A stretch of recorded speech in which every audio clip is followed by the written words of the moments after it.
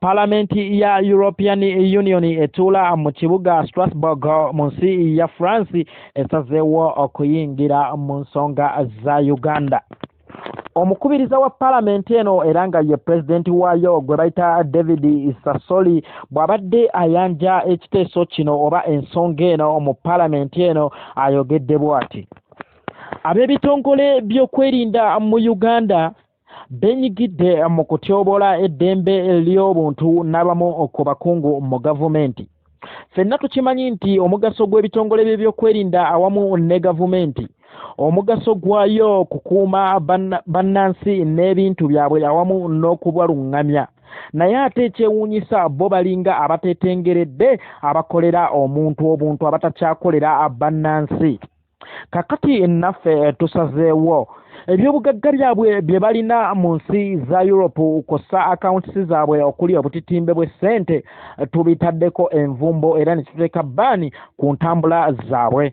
Ffenna tukimanyi bulungi nti abakulu bano ssente tebazifunye mu kukola nnyo, wabula bazifunye mu kukenenula ebyobugagga by'ensi n'okukenula bannansi, nga ssente bannansi ba Uganda ze bawaamu omusolo ate bano ze bakozesa ne bateeka ku za accounts eno ne bazimbamu n'ebizimbe bigali kwoleka kossa okukola bizinensi ezibajuna ne famirizi zaabwe so si bannayuganda.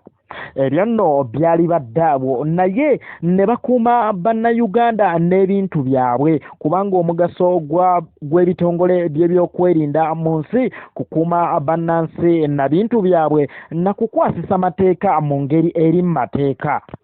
Naye abakungu n'ababitongole ebyo by'okwerinda mu Uganda ne mu gavumenti yaayo tebakoze kimala okukuuma bannansi okuggyako okubatulugunya n'okubakenula awamu n'okubabba. Kakati nga ffe European Union tusazeewo okuteeka envumbo ku byobugagga bya bano n'okusiizinga akawuntisi zaabwe awamu n'okubagaana okuddamu okulinnya ekigere mu nsi ya Europe yonna. Ekitta abantu mu Uganda kikutte ejjembe, ekiwamba abantu mu Uganda kikutte ejjembe, naye abaffe kino ddala kye kirina okukolebwa gavumenti n'ab'ebitongole by'okwerinda oba balina kukuuma bannayuganda oba bannansi.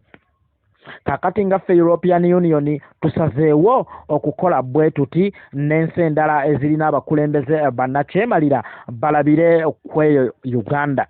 Bino we bijjidde nga emmeri ya UN eriko ebyokulwanyisa namuzisa yakamala okusembera mu nsi ya Kenya e Mombasa ku mwalo, wabula nga abakulu mu UN n'abakulembeze b'America bayogedde ebigambo bino nti ffe tuze kutereeza East Africa. Kakati kano kaba kabonera akalaga nti emmeri eyo eringa eyazze okulumbagana ensi Uganda. Amaaso ku lutimbe katulindirire ekiddako wabula nga kyennyongera okubagamba nti ono Bobi Wine tasiiwa abalagala.